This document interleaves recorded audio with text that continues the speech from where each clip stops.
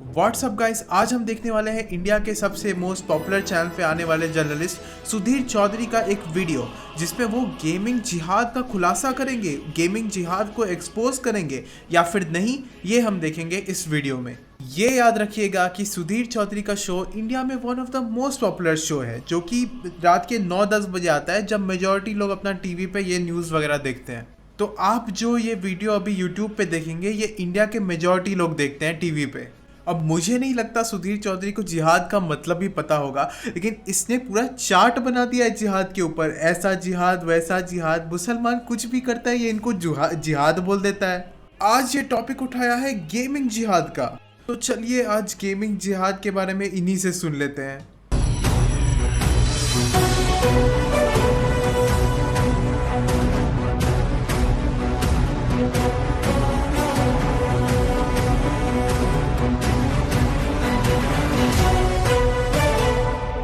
अब आ तो ये ऐसे रहा है कि बहुत बड़ा जर्नलिस्ट है, कितना करप्शन का स्कैम ये एक्सपोज करेगा, कितना अलग अलग गवर्नमेंट्स बिलियनियर को फेवर करता है, कैपिटलिस्ट को फेवर करता है, ये सब बताएगा, आम आदमी के लिए कुछ बोलेगा। लेकिन नहीं, ये आके क्या करता है, चार्ट बनाता है जिहाद का। 20 टाइप के जिहाद बताता है, बीजेपी की लगातार तारीफ करता है बेसलेसली, बाकी पार्टियों को क्रिटिसाइज करते हुए। नमस्कार, मैं हूं सुधीर चौधरी और ब्लैक एंड व्हाइट में आपका स्वागत है। आज हम सबसे पहले आपको धर्म की दुनिया के सबसे आधुनिक और खतरनाक खेल के बारे में बताएंगे। ये खेल भारत में स्कूल जाने वाले नाबालिग लड़कों के साथ खेला जा रहा है। अब आपको देख के लग रहा होगा ये क्या खतरनाक खेल हो रहा है, ये क्या काम हो रहा है इंडिया में, हमको किससे खतरा हो गया। लेकिन जिस केस की ये बात करेगा वो मोस्ट प्रोबेबली बहुत सारे स्टेट्स में तो इलीगल है भी नहीं, और इस केस पे भी बाद में देखा जाएगा कि कोर्ट आखिर सजा कितना देता है, ये इलीगल था भी या नहीं था। देश में कम से कम 4 ऐसे मामले सामने आए हैं जिनमें ऑनलाइन गेम्स खेलने वाले नाबालिग लड़कों का वीडियो गेम्स के जरिए ही ब्रेन वॉश कर दिया गया और उन्हें इस्लाम धर्म कबूल करने के लिए उकसाया गया। अब यहाँ तो ये बड़ा ब्रेन वॉश जैसे वर्ड का यूज कर रहा है, और वहाँ पे जब योगी आदित्यनाथ बोलते हैं कि वो घर वापसी करेंगे 6000 क्रिश्चियंस का, वहाँ पे क्या सुधीर चौधरी योगी आदित्यनाथ को कोई क्वेश्चन पूछेगा? आपको ऐसा लगता है? ये इंटरव्यू भी लिया था ना योगी आदित्यनाथ का, क्या उससे इस बारे में कोई क्वेश्चन पूछा था? ऑफ कोर्स नहीं पूछा होगा, क्योंकि इनका ये बात बस मुस्लिम कन्वर्जन पे ही होता है। हिंदू कन्वर्जन करो तो कोई दिक्कत नहीं है, क्यों? क्योंकि हम उसमें पैदा हो गए, हम जिस रिलीजन में पैदा हो गए उसमें कोई कन्वर्ट करेगा तो बहुत अच्छा। हम जिस रिलीजन में पैदा हुए हैं, अगर उससे कोई दूसरे रिलीजन में कन्वर्ट करेगा तो भाई हमको बहुत दिक्कत, उसके खिलाफ लॉ लाओ। अरे हमारे रिलीजन वाले लोग को कैसे ब्रेन वॉश कर रहे हैं ये लोग। और मेरे को तो लगता है कि सुधीर चौधरी खुद ये इन बातों में बिलीव भी नहीं करता होगा। अब ये ऐसी बातें बोलता है, इसको सबसे मोस्ट पॉपुलर चैनल में सबसे मोस्ट पॉपुलर शो दे दिया, तो अब ये ऐसी बातें बोलेगा ना। अगर इसको शो मिल रहा है बहुत अच्छा, इसको बहुत अच्छा पेमेंट मिल रहा है, तो ये एक अंतर्राष्ट्रीय रैकेट है जो आपके बच्चों के साथ ऑनलाइन गेमिंग के जरिए जुड़ जाता है और फिर उन गेम्स के साथ साथ इस्लाम का प्रचार करने लगता है। जो बात हमारे कॉन्स्टिट्यूशन मेकर्स को 1947 में ही पता थी, 1949 में ही पता थी कि सबको रिलीजन में बराबर अधिकार होना चाहिए, सबको अपना रिलीजन प्रोफेस करने का, प्रैक्टिस करने का, प्रोपोगेट करने का राइट होना चाहिए, ये बात 2023 में भी लोगों को समझ में नहीं आता। और जब से ये हिंदू नेशनलिज्म, मोदी जी, बीजेपी आए हैं, तब से लोगों को और कम समझ में आ रहा है ये बात। चाहे कोई इस्लाम धर्म में, चाहे कोई बौद्ध धर्म में, चाहे कोई हिंदू धर्म में किसी को कन्वर्ट करना चाहे, वो इलीगल नहीं है, बस बशर्ते कुछ कंडीशंस हैं। और ये जो योगी जैसे हिंदू एक्सट्रीमिस्ट लोग कुछ बहुत ज़्यादा ही कंडीशन रख देते हैं कि कोई किसी को कन्वर्ट ही नहीं करना चाहिए, ये सब कंडीशंस को तो हटा भी देना चाहिए, ताकि आर्टिकल 25 का जो मोरल सेंस है वो मेंटेन रहे। आज हम आपको उस ऑनलाइन गेम का नाम भी बताएंगे और ये भी बताएंगे कि कहीं आपका बच्चा भी इस गेमिंग जिहाद का शिकार तो नहीं हो रहा। लोग का यही है, डरा दो, आपके बच्चे को कोई कन्वर्ट कर देगा, आपके बच्चे को कोई किडनैप कर देगा, आपके बच्चे को ये लोग इंटरनेशनल रैकेट आपके बच्चे को टारगेट कर देगा। इंसान को इतना डरा दो कि उसका सोचने समझने का, लॉजिकल थिंकिंग का कैपेसिटी ही खत्म हो जाए, और ये जो बोले वो बस सुनते रहे ऑडियंस, और उसको बिलीव कर ले उसमें, चाहे ये सच बोले, गलत बोले, झूठ बोले, कुछ फर्क नहीं पड़ता उससे।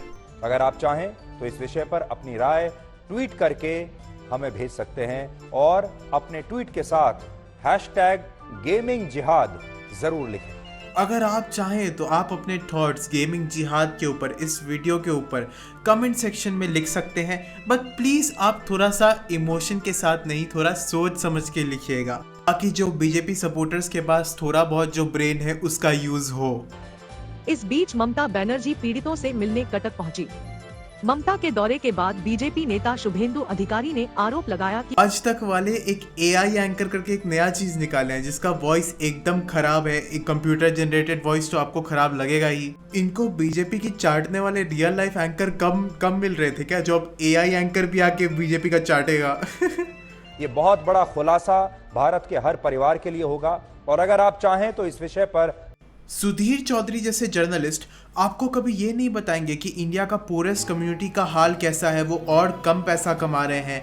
अब एक एवरेज इंसान का वेजेस बढ़ रहा है कि नहीं बढ़ रहा है, इनइक्वालिटी इंडिया में कितना चरम सीमा पे पहुंच गया है, अमीरों को और टैक्स ज़्यादा लगने के बजाय और टैक्स कट दे रही है बीजेपी। ये सब का खुलासा कभी नहीं करेंगे, लेकिन एक इंसान अपना बेसिक राइट जब प्रैक्टिस कर लिया, उनमें ये लोग को बड़ा खुलासा करना है। वाह यार।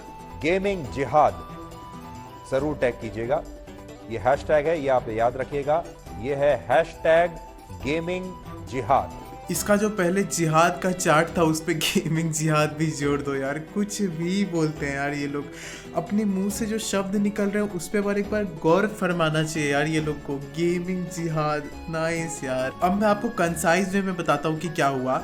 कुछ बच्चे फोर्टनाइट खेल रहे थे, वो किसी मुस्लिम लोगों से मिले, उन्होंने अपने रिलीजन के बारे में, कुरान वगैरह के बारे में उनको बताया, तो फिर उनको ज़्यादा इंटरेस्ट आ गया फिर रिलीजन में, कुरान वगैरह में। और फिर वो 4 लोग, जिसमें से कुछ हिंदू थे और शायद एक जैन, धीरे धीरे इस्लाम में कन्वर्ट होना चालू हो गए।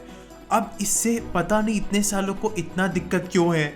National commission of protection of child rights बोलता है कि हमको फोर्टनाइट में प्रोब डालना है, हमको डिस्कॉर्ड के बारे में जानना है कि वो ऐप वाले क्या इनका हेल्प कर रहे थे। हमको फोर्टनाइट और डिस्कॉर्ड का प्रोब करना है। अब फोर्टनाइट एक बैटल रॉयल गेम है, जैसे पबजी मोबाइल नहीं है, वो पबजी मोबाइल में फेमस है, बीजीएमआई मोबाइल में फेमस है, और फोर्टनाइट पीसी कंप्यूटर वगैरह में फेमस है। और डिस्कॉर्ड के थ्रू लोग एक दूसरे से बात करते हैं गेम खेलते खेलते।